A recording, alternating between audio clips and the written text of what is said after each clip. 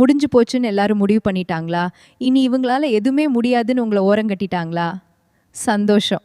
ஏன்னா ஒருத்தரை எல்லாரும் கைவிடும்போது தான் அவரோட உண்மையான விஸ்வரூபம் ஆரம்பமாகும்.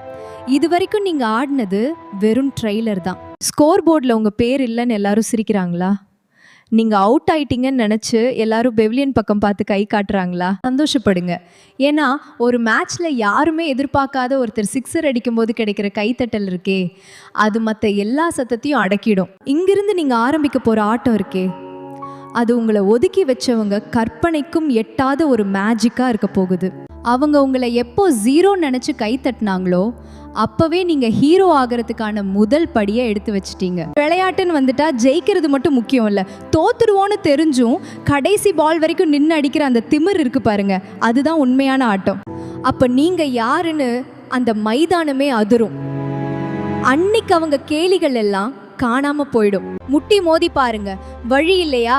வழியை உருவாக்குங்க. இங்க யாரும் உங்களுக்கு சிவப்பு கம்பளம் விரிக்க மாட்டாங்க.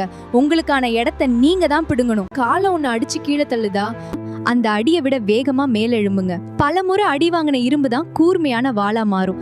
நீங்களும் இப்ப செதுக்கப்பட்டு இருக்கீங்க. சோம்பேறித்தனம் உங்களை தழுவும் போது இன்னைக்கு ஒரு நாள் மட்டும் ரெஸ்ட் எடுன்னு உங்க மனசு சொல்லும். அதை மட்டும் கேட்டுடாதீங்க. அந்த ஒரு நாள் தான் உங்களை பல வருஷம் பின்னாடி தள்ளும். உங்க கூட ஓடினவங்க எல்லாம் உங்களை முந்திட்டாங்கன்னு கவலைப்படாதீங்க.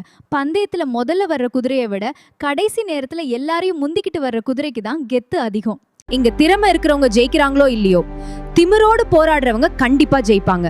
அந்த திமிர் காசு மேல இல்ல, உங்க உழைப்பு மேல இருக்கணும்.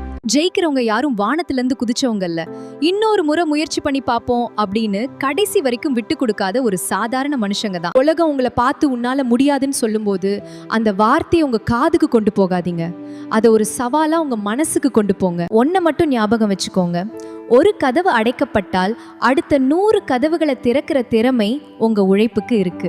நேரம் கடந்துருச்சுன்னு நினைக்காதீங்க. உங்கள் விடாமுயற்சியால் உழைப்பே உயர்வென்று தடைகளை தாண்டி சாதித்து காட்டுங்கள். காலம் நமக்காக காத்திருக்கிறது. இப்ப சொல்லுங்க, நீங்க சாதாரணமானவனா இல்ல சாதிக்க பிறந்தவனா?